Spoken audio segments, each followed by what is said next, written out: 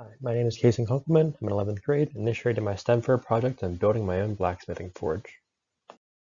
Yeah, so here's some background information. Forging in general, it's like if you see like in a movie or whatever, that a blacksmith person we see them like using a hammer on an anvil, hitting a hot piece of steel to make weapons usually. You can make other things out of forging as well, through forging as well, like you make fence posts or nails, but oftentimes weapons are one thing you can make, obviously. But basically, it's kind of like reshaping or reforming or forming or strengthening metal, and usually it's involved heating it up. Usually using some of a hammer or a press, something like that.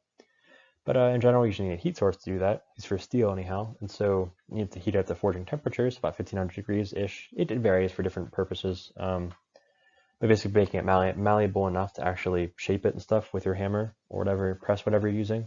And there's two main types: solid fuel and gas. Solid fuel is basically you're burning wood, charcoal, coal, whether that be soft coal or hard coal.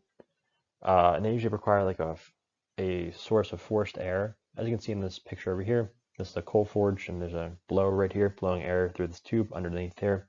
Because it's just like blowing on a fire, where to get it hot enough, you need to blow on it. So here, basically just adding all the air in so it actually burns hot enough for forging. And so a gas forge, which you can see over here, usually involves like more of an insulated environment, as you can see here. But it basically just shoots like gas, like natural gas, propane in there, and that burns, and that can also allow it to reach high enough temperatures. And so here I'm pretty much going to go over the main purpose, the goal of the project, what the kind of parameters I had set for it. And its main goal is basically to construct an inexpensive yet well-functioning multi-use blacksmithing forge for using a solid fuel. Basically, break that down, inexpensive, it meant like under $50, if not less. Well-functioning, it can at least reach temperatures about 2000 degrees, if not more.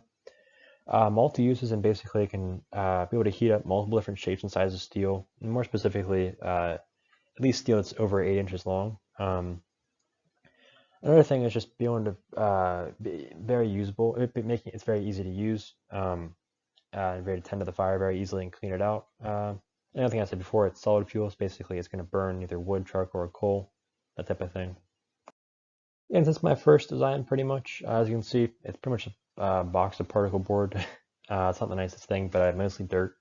This here I have some bricks surrounding like little area where I have the actual fire. That's kind of insulating it a little bit. Yeah, and so I have right here is a blow dryer connected to like a metal pipe. I had a metal piece of metal, tube of metal I had lying around from a propane tank. Basically just shoots the air. There's a little hole under here. So it shoots the air into the fire. Like I was saying, that you need forced air for types of solid fuel fires.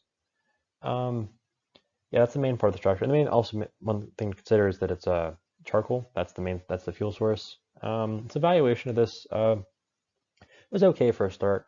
Heat up about 1700, 1800 degrees Fahrenheit, but it varied. It was not as consistent.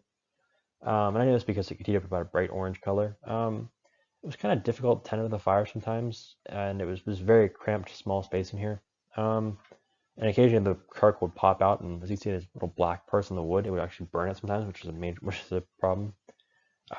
This also you couldn't heat very much steel either. As you can see, it can't fit much in there. Only like the end, that's about it. So only like 4 to 6 inches of steel, which is under what I wanted. And it's about about $42. Which again, it's under $50. That's good. But one thing that's bad about this is charcoal to buy was about $16 for a 20-pound bag, which is quite a bit compared to other fuel sources. And so I ended up trying to make my own, but that was a very slow process. A major disadvantage of charcoal is that it burns really fast. So that was definitely a problem with this. Okay, and so design two, as you can see in this picture, it's basically like an old cooking pot. And these are right here, these are broken pieces, they're kind of like lying around there, broken pieces of cinder blocks, and that's kind of used to insulate the fire a little bit. Yeah, and so as you can see right here, this is the beginning of it, kind of going underneath. This the rest of it. It's a steel pipe I had connected to the blow dryer, and so it was a little step up from the last forge, but actually there's a little bit of a line carve. It goes goes through this little hole in the pot and then under the fire. And there's like some parts carved out of it, so it shoots air upwards into the fire. Yeah. Again, use the same blow dryer as last time, but there was a little bit of dirt on the outside again, but not nearly as much as last time. And as you can see, this is a coal forge, not a charcoal one. More specifically, it's hard coal, or also known as anthracite. And so what happened was this ended up being able to reach temperatures well over 2000 degrees, if not greater than 2300 degrees, as it could start even melting the steel, and it was a really nice bright white, which was very nice to actually forge with. And so it was definitely a little bit easier. It was, as you can see, it's a little wider space in here than the last forge, and so it made it a little bit easier to tend to the fire. And also, because of that wider space, you could fit more steel in there to heat up, so at least a 7 to 8 inch piece, if not sometimes longer. And this ended up being a rather cheap forge, but a lot of stuff just lying around. But it was about $30 plus the coal, rather than the $20 bag or $16 per bag of charcoal. This was $6 for a 40-pound bag of coal. And in addition to that low price and large quantity, it also lasts way longer and burns way hotter. So overall, coal was much more economic. It was much more economic than charcoal. This is my third design. As you can see, there's some firebricks. As you can see, I used the same coal again, and my same pipe with forcing up air into there. I have my blow dryer over here. Can't see it, but usually I had some firebricks angled in here, making a lot more open space, and I had firebricks in the edges too, well, just kind of holding everything in there, so nothing falls out. I had these little pieces of bricks down here, kind of holding these firebricks up on an angle, which is again a really big advantage to create a nice open space in there. This is just on top of some cinder blocks, but yeah, this has the same temperature capability as the last one, because it's the same air source and same fuel source. So yeah, it's very nice temperature, very nice and hot. One main advantage of this was it's very easy. The fire is very easy to tend to. So like coal is a lot more dirty than charcoal, for example. So there's a lot more impurities, a lot of buildup in there. So it's a lot easier to clean it out even while the fire is burning in this forge because of how much more open it is, which again, huge advantage of this one over the last forge.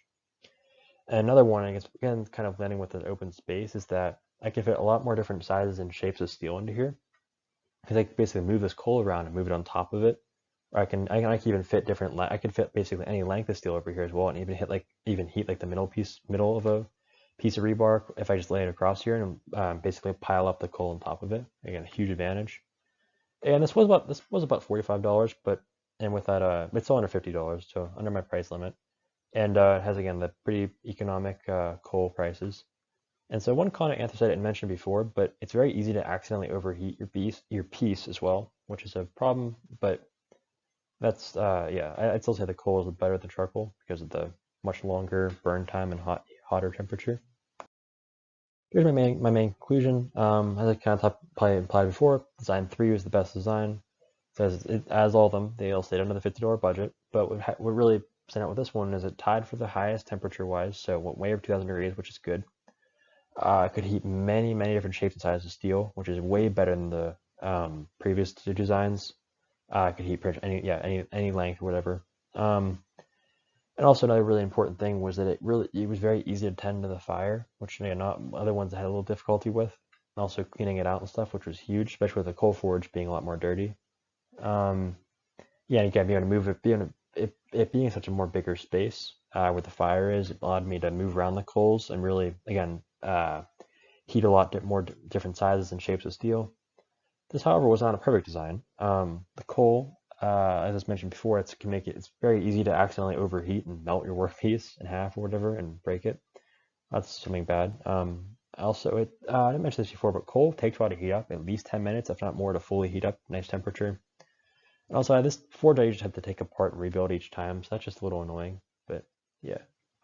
It's this final slide. I'm just going to my future plans with building blacksmithing forges. And so this summer I plan on building an induction forge, which essentially is an electronic forge. It's very different than the other two. There's no fuel that you're burning. It's actually running off pretty much it's an AC circuit that causes electromagnetic induction to occur from this coil to the actual metal, where it basically transfers a ton of energy over to it and just heats it up very fast. And so involves a lot of physics, and so I've been studying an extra AP physics class outside of class on electricity and magnetism, and it goes over the specific topic in a little decent bit of depth, and as well as circuits in general. So hoping by the summer I'll be decently well prepared to understand the basic concepts behind this, so that I can actually build this. Though it will definitely be harder because it involves a lot more pre-planning and a lot of research, and involves some definitely because of all the circuits and physics involved. But overall, it's a much cleaner, more energy efficient, and easier to use or easier to use blacksmithing forge. So I'll definitely be trying to do this in the future. And real quick, just finish these up as well. Had a couple citations here. So yeah, thanks for watching.